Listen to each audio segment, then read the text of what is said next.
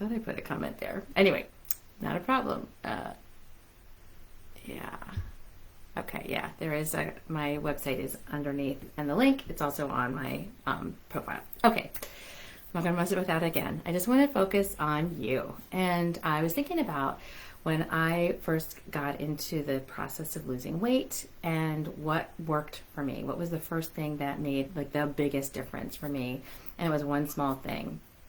So let me go back a little bit and share with you a little bit about my story. So I'm going to share with that about the one thing and why it matters and how I implement it and some tactics for you that you'll, by the end of this little session, you'll have some practical things that you can apply and use. So, let me just see one thing, see if I can. I really want to interact with people, but I can't, I'm not getting a view of the comments. So it's okay, not a problem. Okay. My story began about 5 years ago. Well, let me go back up. My story began about when I was in my 30s. So I'm 58, 58 now.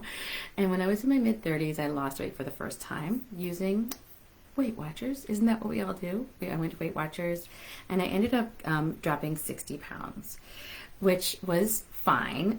It worked for me at that time. And then I got pregnant, had my son. It was a bit of a surprise because I was about 34 when I had him.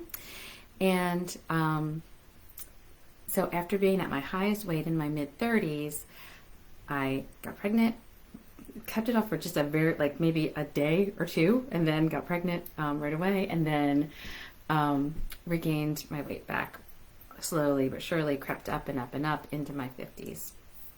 So about 5 years ago, I was kind of at my wit's end. I had gone back to Weight Watchers, tried once again to utilize the Weight Watcher, tools, but it wasn't working for me for whatever reason.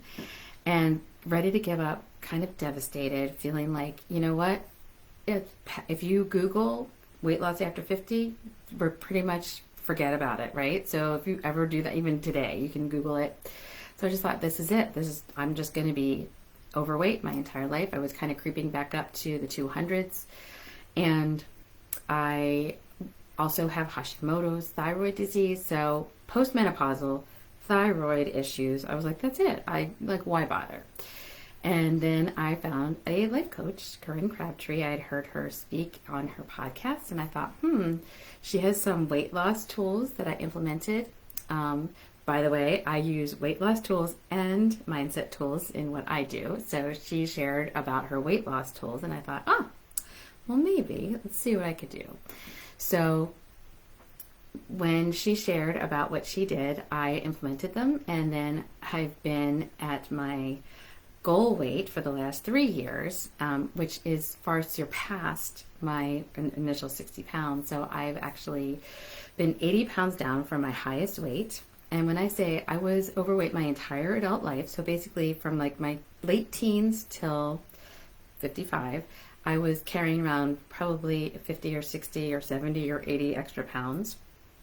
So much so that I surpassed my initial weight loss of 60 and now am at a weight that I haven't seen ever.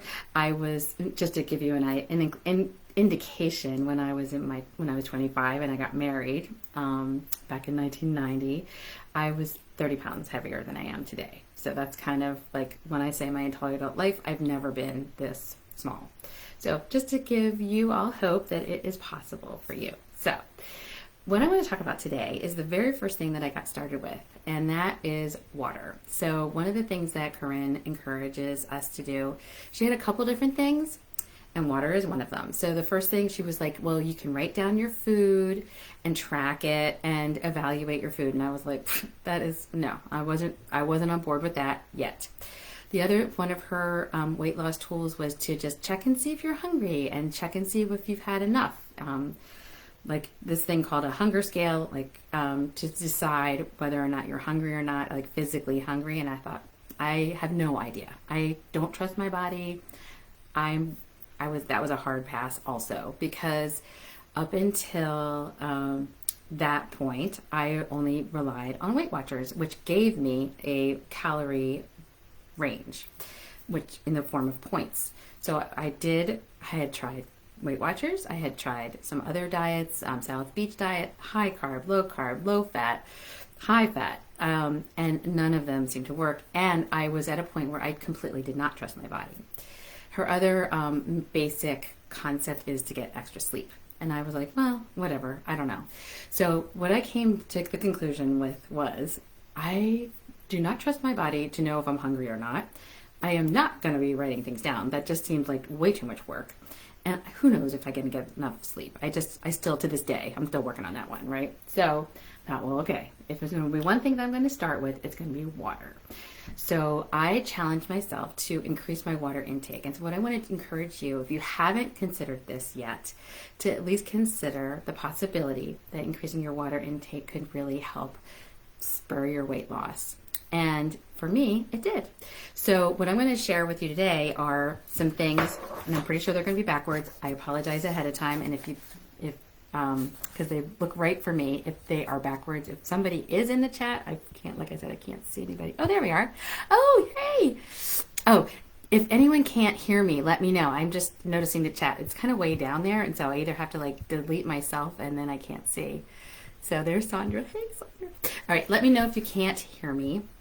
And please let me know if these are correct, the right side up or not. I don't know. Anyway, okay, so I'm just going to go with it. So the very first thing I started was with water. And let me just say, I'm a champion drinker. I love to drink lots and lots of liquids. I'm not like alcoholic necessarily, but I'm a good drinker. I can drink a lot. And before I had started this process, I consumed a vast quantity of diet sodas. So I am going to be addressing that at the end of our conversation and how I think about that now versus how I did then. But basically, I was challenged by Corinne to let's see if you can increase your water just slightly and see what happens. And so what I want to share first is why it's important and why water can be helpful. So how it helps is water may reduce your appetite. So one of the things that water can do is help reduce your appetite. Even if you drink just like a cup of water, like 8 ounces before a meal, it can actually kind of create a fullness in your body, which can help you to feel a bit fuller so that you do not eat as much food, which is amazing. The other thing is that it helps with if you are hungry, if you're thinking you're hungry, but you're basically just dehydrated, drinking some water can actually answer that. So this is how you can test it out by saying, am I hungry or am I just a little bit thirsty? And so I would encourage you to just take a sip of water if you're thinking you're hungry and see if that does the trick. Because 9 times out of 10, that is what's happening. I'm just going to check and see. Yes. Oh, it's readable. Oh, good. Yay. Nice. Okay. So that's number 1. Number 2, drinking water helps during exercise. So one of the things that our muscles need is water. When muscles are dehydrated, they don't work as efficiently. So when you are drinking water prior to a workout, it's really helpful for your workout to be the most efficient and to actually get what you want in your workout. So there's that. Number 3, here we go. Water helps remove waste. I think this one's pretty self-explanatory. Waste meaning the inner stuff. It cleans you right out. And so I did some research on this one. It actually helps to remove waste. So it's easier for your system to move things along, including things like, hang on, if you suffer from constipation and bloating, it actually reduces that. It helps with kidney stones. It helps remove toxins from your body, which is amazing. And it flushes out the system. It helps prevent kidney stones and flushes out your urinary tract.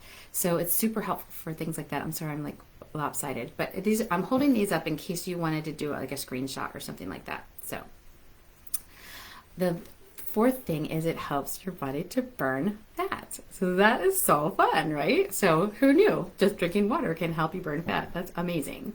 So you're increasing in water increases lipolysis, which is a fancy name for it is a fat burner. And when you're dehydrated, it decreases lipolysis. So we don't want that. We want to increase lipolysis. Just saying. So burning fat is amazing. Also, water may improve your motivation and reduce stress. Now, when people talk about stress reduction, who couldn't use more of that, honestly? So when you're dehydrated, there are many things that contributes to. Fatigue, dizziness, confusion. Trust me, I need no more of that, honestly. It's also linked to sleepiness, reduced alertness. Dehydration actually increases cortisol. And I don't know if you guys have ever heard of cortisol, but cortisol is that stress hormone. And we do not want to increase cortisol if we can avoid it, right?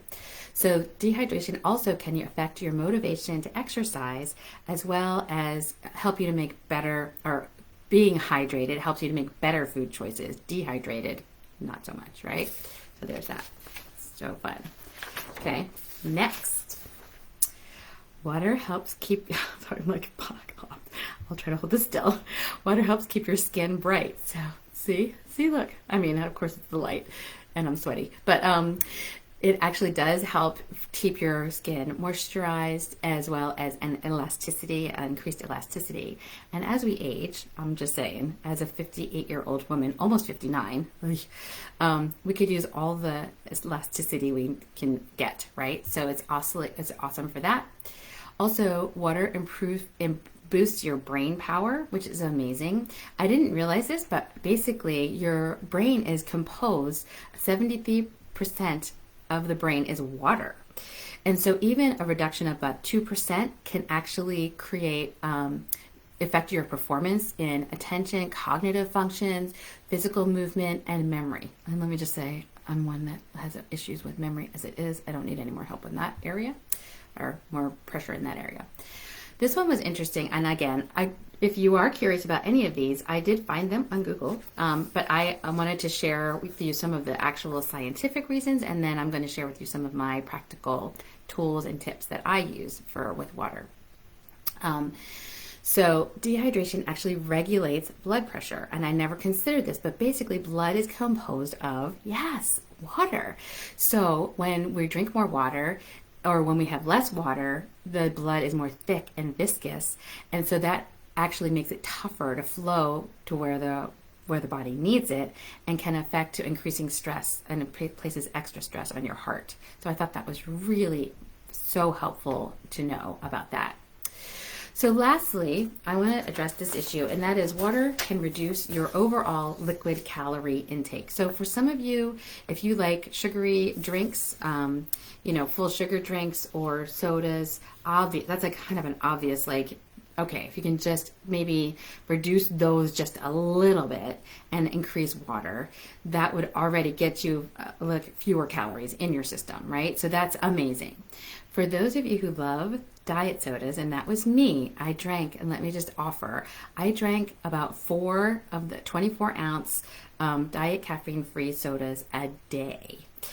I love them. I just love them. And so when it occurred to me, and I'd done some of this research, I had heard that maybe it wasn't just maybe it's something to consider, that to eliminate some of the diet sodas, that although it doesn't have any calories, it actually can, because you're drinking so much of this chemical, you're actually not getting in as much water as you need. So just that alone is probably a reason to reduce your diet sodas. In addition, and this is up for discussion or debate, but in my case, I felt that the diet sodas were not helpful for me, in that when I did start reducing it, I just thought I would give it a try. I noticed an increase, that it decreased my headaches. I had fewer headaches. I had increased energy. I also noticed that I had fewer cravings for sugar. So one of the things that diet artificial sugar can do. It's extra sweet. And it's made with some type of chemical that makes it extra sweet. So what happened to me is it sort of dulled my taste buds so that I needed extra sweetness to get the same, I don't know, flavor. So what I noticed was when I eliminated it, that my food, that like sweet food or sweets, seemed much, much more sweet. And it actually, my taste buds changed. They physically changed. The other thing I want to say about this is it was not an easy decision for me. I started it and I started increasing my water and the scale did move. I started increasing my water and decreasing the diet sodas. The scale moved even more. Once I noticed that my headaches were going away, I was like, okay, this is another reason to get rid of the diet sodas. So it might not be the same for everyone, but this was my experience. And so as a result, I actually opted to completely eliminate diet sodas. And for me, it was a little at a time. I started with like a half of a bottle. So instead of 4 bottles, I think I had 3.5 and was like calling that a win, which is amazing. That worked brilliantly for me. So, and increasing my water a little bit. And then I noticed eventually got down to where I don't drink diet sodas at all anymore. In fact, I haven't had one in 5 years. I just prefer not to have diet sodas. If I'm going to have a soda, which I still love, I really love soda, I'll have a plain full sugar soda and kind of consider it a treat. And I noticed it's not quite as sweet actually as the diet sodas. And it really was, it took a little bit of time. I'm not going to lie that there was like a bit of a learning curve for me where it was sort of, one of those things where I didn't want to give it up because I felt a little addicted.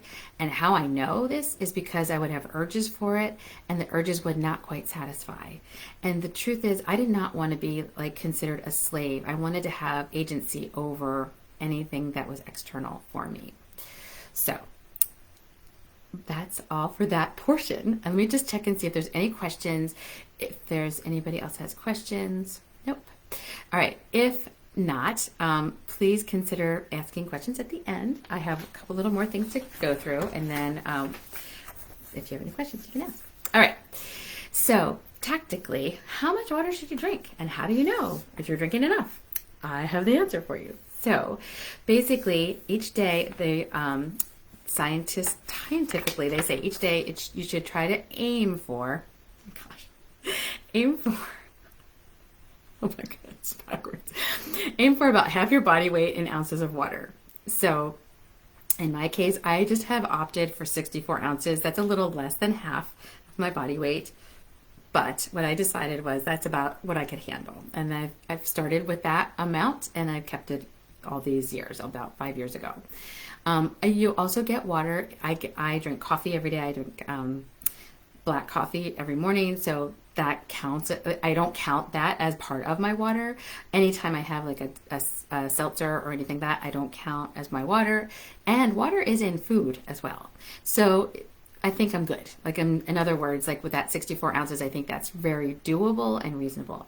In your case, if you already are drinking like 16 ounces and that's it during the day, or 32, maybe consider increasing it by like 8 ounces or 4 ounces just to start with, and then just try to see if you can get a little bit more in each day and see how that goes.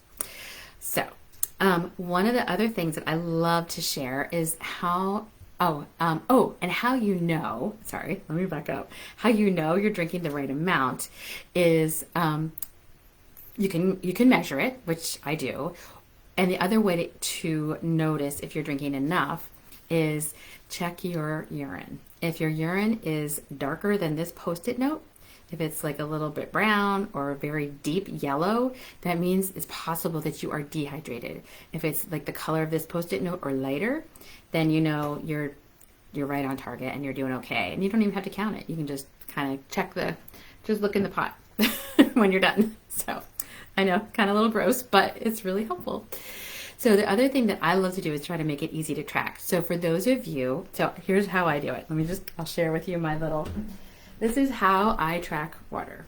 So, and it'd be kind of nasty for some of you, but this is basically an old juice container. It's 5 years old at least. And then I took a measuring cup and I measured out 64 ounces. I fill this every morning. That's it. I literally fill this every morning. And then you can see where I am today. I'm almost done. If it's empty by the end of the day, then I know I've had my water for the day and I'm good to go. And then I track it. So I actually have a little habit tracker. If I drink it all, I get a check mark, and if I don't, I'd get like a little and then I know. The thing that's helpful about this, and I'll tell you why. If I'm noticing that I'm more sluggish, if I'm noticing that I have increased urges, if I notice that I'm having a harder time, the scale's not doing what I want it to do, it's good for me to go back and go, that's why, because I'm not drinking my water. Maybe that's one of the things that's contributing to this. It's just information. So that's something that's really helpful for me. So let me think. I just want to make sure I have everything. For some of you guys, if you would prefer to not have the 5-year-old bottle of water, and let's just say we have very good water here. We have a water purifier. But anyway, so I filled it with our purified water, and it airs it out every night. But if that kind of skeeves you out, not a problem. Just find a way that works for you. They sell these things that have like measuring things on them. You could just figure 4 bottles of 16-ounce bottles of water is your 64 ounces. And again, I would just offer just to try to increase just even slightly and see how that goes. I think that you'll be so happy that you do.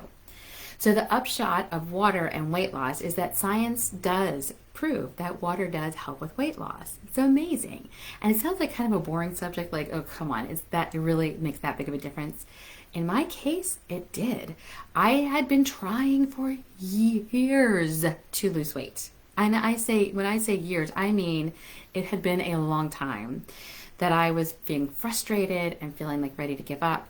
And this was the one thing that I felt like, all right, maybe I can give this a try.